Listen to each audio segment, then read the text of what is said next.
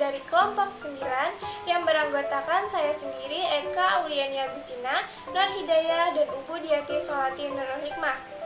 Kami dari kelas 01 Banjarmasin, semester 3, Pendidikan Guru Sekolah Dasar. Video pembelajaran kali ini kami buat untuk memenuhi tugas mata kuliah Teori Belajar dan Pembelajaran dengan dosen pengampu Ibu Nana Citra Lestari, MPD.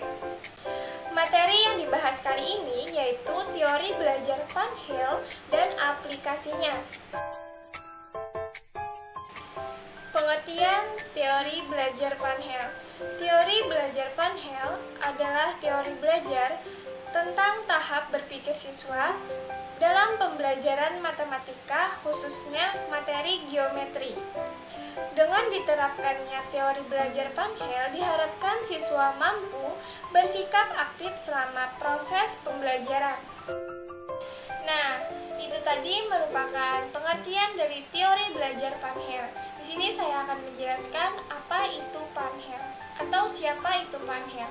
Van Hill adalah seorang pengajar matematika Belanda yang telah mengadakan penelitian di lapangan melalui observasi dan tanya jawab.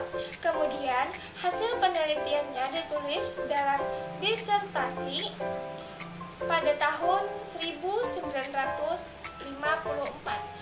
Penelitian yang dilakukan Van Hill melahirkan beberapa kesimpulan mengenai tahap-tahap perkembangan kognitif anak dalam memahami geometri. 5 tahap pemahaman geometri.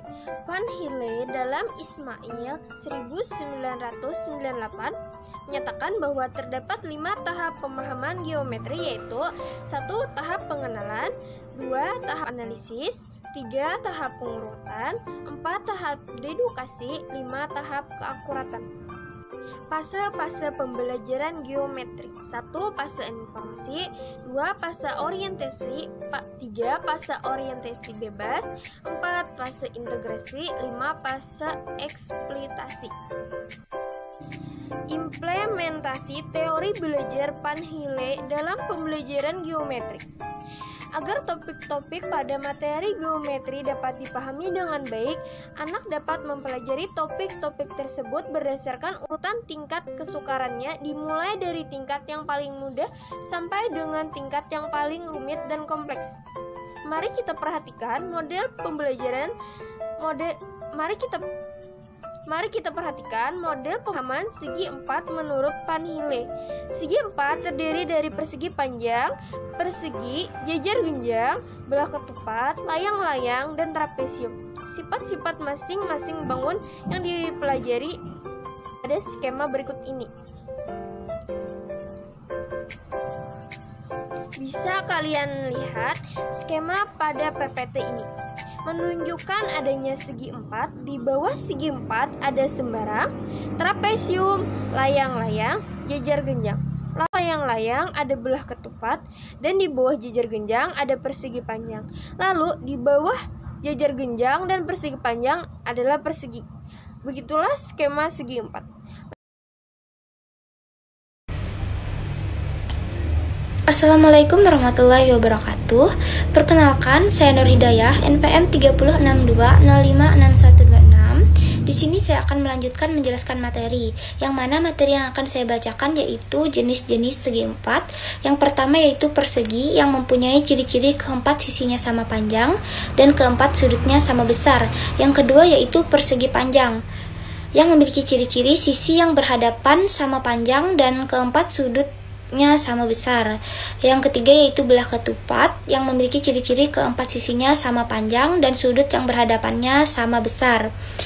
Yang keempat yaitu jajar genjang. Jajar genjang memiliki ciri-ciri sisi yang berhadapan sama panjang dan sudut yang berhadapan sama besar. Yang kelima yaitu trapesium. Trapesium memiliki ciri-ciri sebagai berikut, yaitu satu pasang sisi yang berhadapan sejajar. Dan yang terakhir yaitu layang-layang. Layang-layang memiliki ciri-ciri dua pasang sisi yang tidak berhadapan sama panjang, satu pasang sudut berhadapan sama panjang atau sama besar. Materi selanjutnya yaitu pembelajaran yang dilaksanakan pada setiap fase.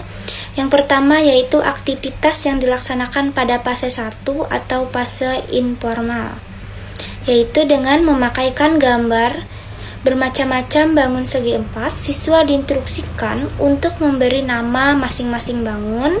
Selanjutnya, guru mengenalkan kosakata khusus seperti simetri lipat, simetri putar, sisi berhadapan, sudut berhadapan, dan sisi sejajar.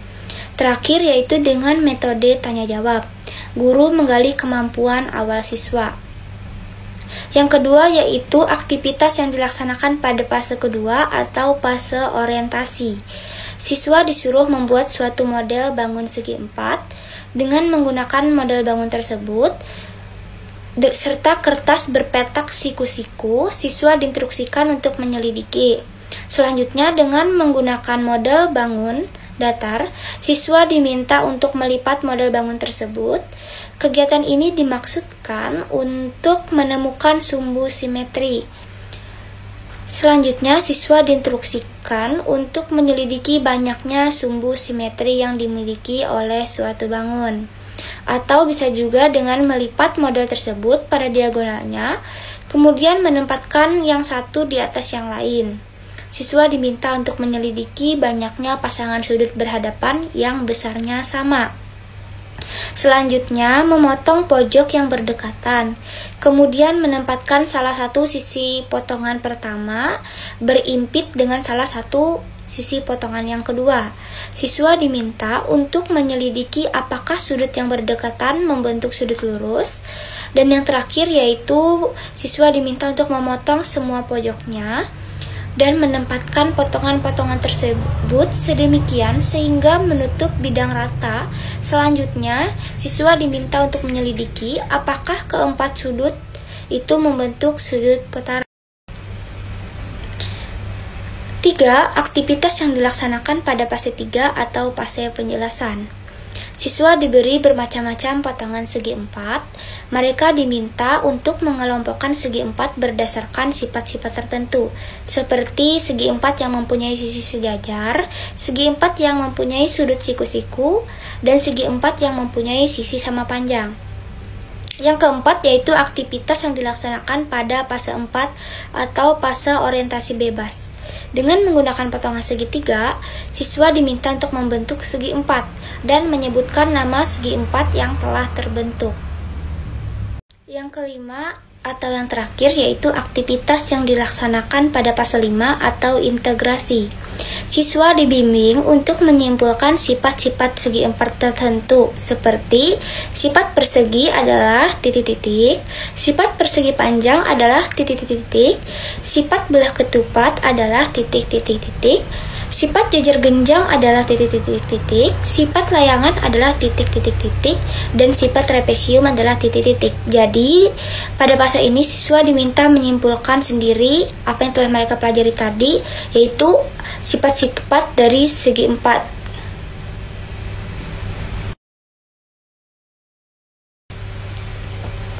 Mungkin itu saja materi yang dapat kami sampaikan. Semoga materi ini dapat dipahami dan dapat menjadi acuan untuk kita ke depannya. Terima kasih atas perhatiannya. Wabillahi taufiq wal hidayah. Wassalamualaikum warahmatullahi wabarakatuh.